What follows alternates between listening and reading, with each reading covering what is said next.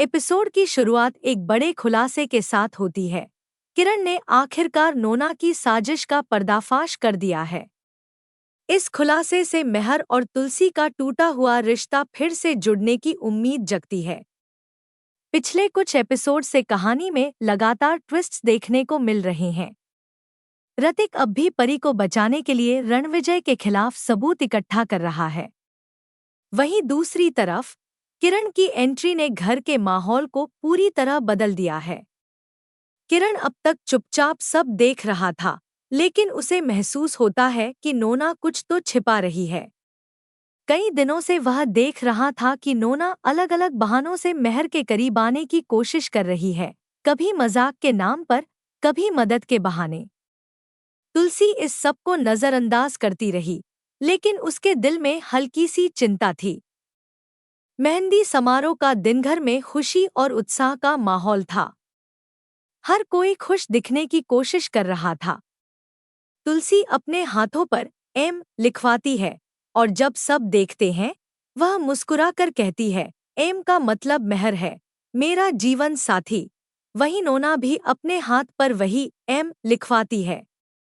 सबके चेहरे पर एक पल को सन्नाटा छा जाता है। नोना तुरंत बात बदलते हुए कहती है, मेरे एम का मतलब मिताली है। माहौल थोड़ा असहज हो जाता है।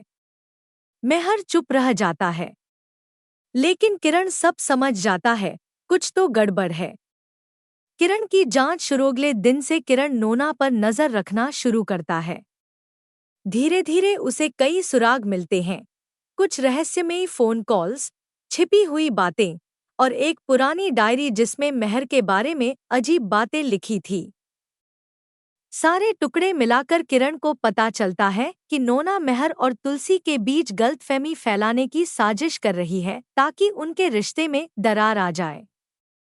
किरण फैसला करता है कि अब सच्चाई सबके सामने लानी होगी।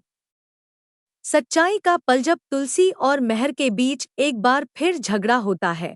किरण आगे बढ़ता है और सबके सामने सबूत रख देता है, चैट्स, रिकॉर्डिंग्स और वही डायरी। घर में सन्नाटा छा जाता है। मेहर के हाथ कांपने लगते हैं। वह धीमे से कहता है, यह सब सच है।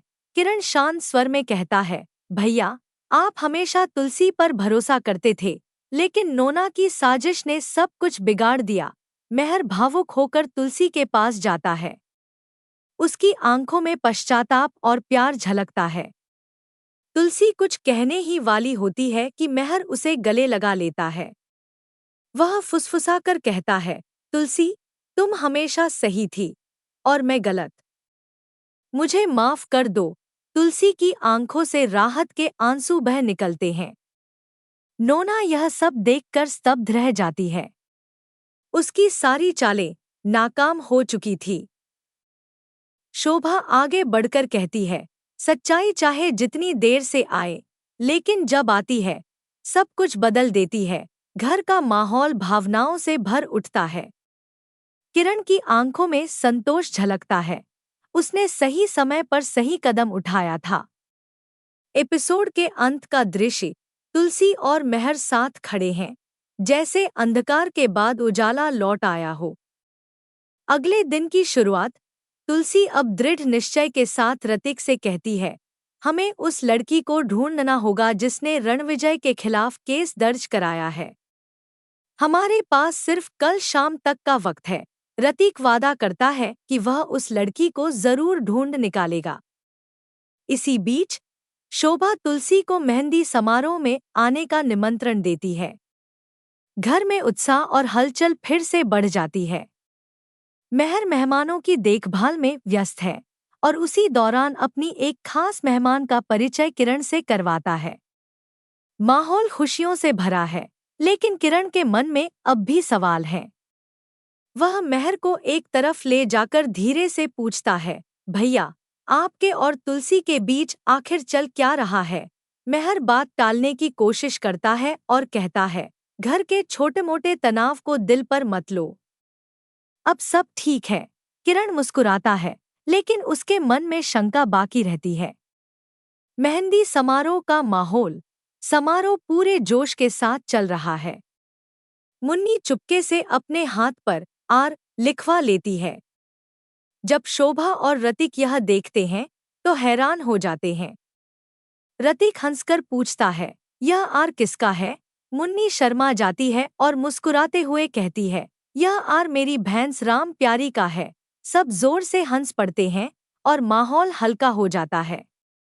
वहीं तुलसी अपनी मेहंदी में एम लिखवाती है और नोना फिर वही करने का फैसला करती है। तुलसी हैरान होकर पूछती है, तुम भी एम क्यों? नोना मुस्कुराकर कहती है, यह एम मिताली के नाम का है। मुझे उससे बहुत लगाव है। दोनों हंसती हैं, लेकिन मेहर की निगाहें बहुत कुछ कह रही होती हैं। उधर अंगद की उलझन। मिताली अपनी मेहंदी को लेकर बेहद उत्साहित है, पर अंगद का ध्यान कहीं और है। उसे हर जगह वृंदा दिखाई देती है, कभी वेटर में, कभी मेहंदी कलाकार में। वह कलाकार से कहता है, मेरे हाथ पर वृंदा का नाम लिखो। रतिक यह देखकर चकित हो जाता है और अंगद को एक तरफ ले जाता है। अंगद भावुक होकर कहता है, मुझे समझ नहीं आता रतिक, लेकिन मुझे हर जगह वृंदा ही दिखती है। शायद मुझे उससे प्यार हो गया है। उधर वृंदा की सहेली उससे पूछती है, क्या तुम्हें भी अंगद से? और यही एपिसोड खत्म हो जाता है एक नए मोड़ के साथ।